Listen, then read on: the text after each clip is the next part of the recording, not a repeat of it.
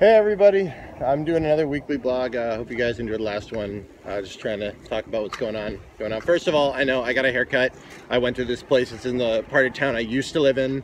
It's easy to tell because the salon is right next to the pigeon shop. So if you need any messenger pigeons, you can get them there. If you need any pigeon meat for the messenger pigeons that failed you, you can get those there too. Yeah, so the big thing this week is I went to this Shanghai Stand-Up festival. It was a ton of fun. I mean, I went to go for the whole weekend with a bunch of friends of mine from Beijing, different Chinese stand-up comedians. Yeah, we went and we took this long train, 5 hours, a little more than 5 hours from Beijing. Then we had to take the subway all the way there. We got pretty bored on the subway, so they started playing like patty cake and thumb wars type shit. The show is hosted by this place called Kung Fu Comedy, and it's actually a really great place. Like, I like it a lot. It's a great room for doing comedy. We had 3 big judges for the thing. There's Da Shan in the middle there, so you guys study Chinese or, you know, China stuff, you might have known him. Famous foreign comedian here in China. Also, there was my good friend Tony Cho, who's like an underground stand-up here, really great guy. He has a show up on Sina. That's actually a lot of fun. And then this guy called Dan Dan, who's one of the main writers for the Chinese show 80后脱口秀, which is like the biggest stand-up-ish type show on TV right now. So that's a lot of fun. They were the 3 judges. I'll just show you some of my jokes. You see how I did. 波士顿那个中国对波士顿的一个影响是，波士顿大学很多80所学校，很多的学校，所以中国的很多留学生都在波士顿。现在留学生特别多，而且这些学校他们都要吸引更多的中国人上他们的学校。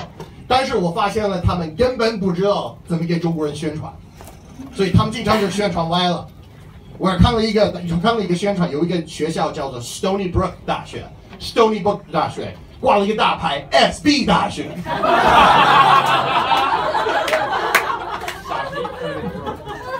你知道你怎么宣传的吗？根本不知道。但我好奇的是这个，点，到底是什么样的中国人申请 SB 大学？这只有2种人申请这个大学，一个是缺乏自信的人，第2种是非常了解自己的人。 I did a 10-minute set, didn't win the competition unfortunately, but you know, that's totally fine. Just going there to have fun with friends. The winner of the competition is actually a friend of mine in my bilingual improv troupe. His name is Shi Laoban, and I'll show you some of his set too. 挺有意思啊！我整天上班做金融的是吧？经常出差坐飞机，坐飞机很有意思。每次我坐飞机刚坐下来以后，那个机长就开始广播，还是中英双语。 但是不知道为什么，就是这个机长广播的时候，我总感觉他有气无力，跟快睡着一样。特别是他说英语的时候，你们没感觉吗？每次往这一坐，就听机长在那广播。Good evening, ladies and gentlemen. This is your captain speaking. Welcome aboard China South Ireland to Guangzhou.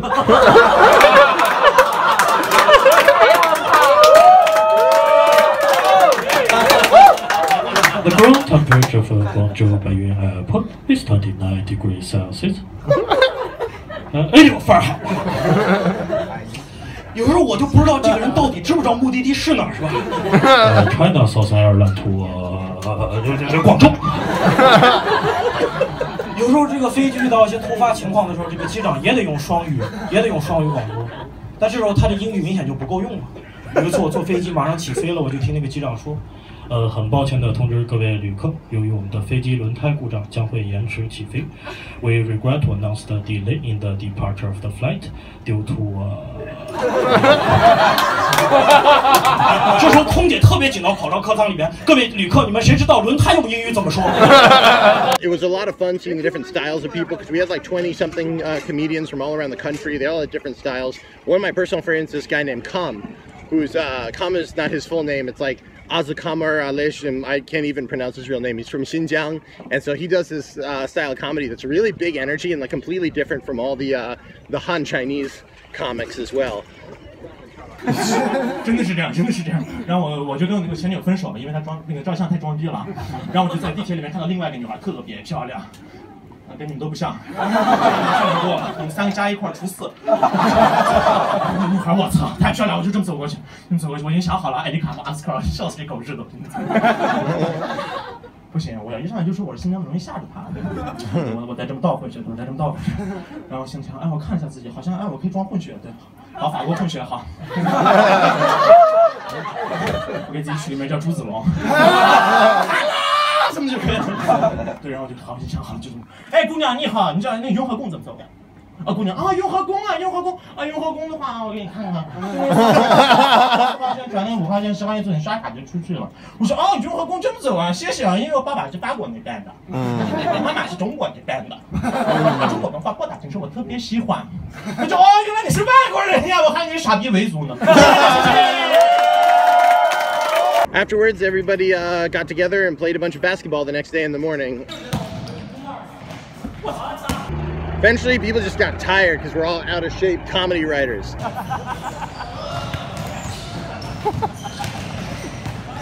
Anyway, I did a second show late on Sunday night, opening for Dashan as he did a Zhuanchang, and then immediately got back on the plane, took the last plane out of Beijing and got back into Beijing at like 2 in the morning. Things I learned in Shanghai: apparently the ATMs run on Windows XP, which is a little bit weird, but you know what, I'm ultimately okay with. Also, they sell Capri Sun and My Little Pony flavor in Shanghai, and creepy mannequin count goes up to 3. Hey there. Anyway, spring is here. It's really awesome. I get to go out onto my porch and turn my porch into a little bit of a really nice office. I'm at Tsinghua campus right now. I have a writing fellowship here at Tsinghua, and so I get to go out every day. Campus is beautiful, although I guess the people on their phones really don't notice that. River right near my house is very beautiful, and it's electric bike season, so people are breaking out the e-bikes, including the family style e-bike. I like these people. I feel like these 4 people are like the cast of Chinese That 70s Show 20 years after the show stopped airing. Other updates: you guys remember last week I was going to be doing a show on Hebei TV. That show was canceled.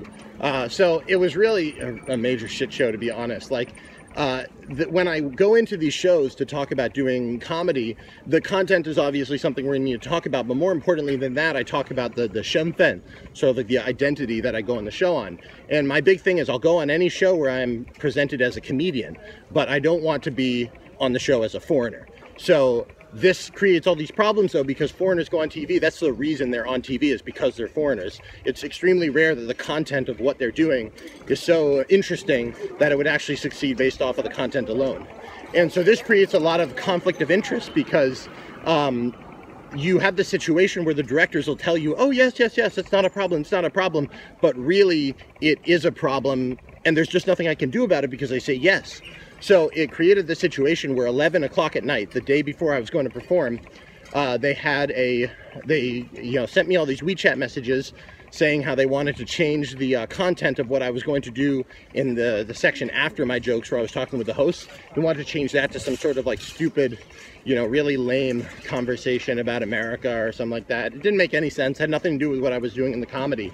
And I told them, this is what I told you when I was coming on. It's like I have to be presented as a comedian and not a foreigner. And they're like, 就是关于中外的这个话题，可能是我们一个下意识的反应，因为可能你在就是从你的角度出发，你觉得我只是一个喜剧演员，但是呢，就是因为你的外貌和你的这个说话很明显是一个外国人，所以可能会让大家下意识的有一些这种方面的问题想要问你。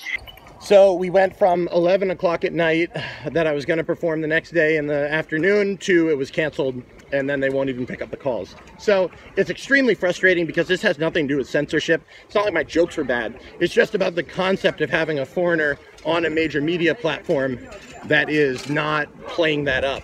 And the reason is not because they don't think that that's possible.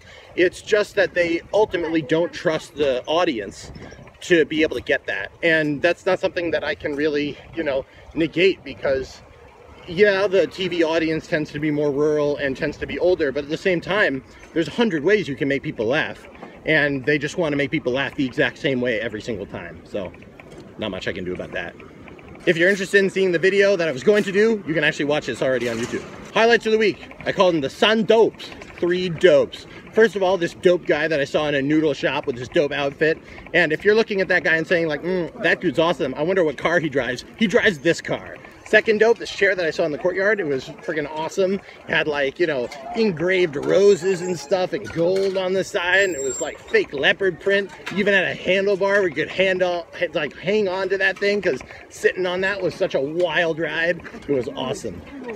And then the third dope was a Dunkin' Donuts. There was a Dunkin' Donuts in the Shanghai airport.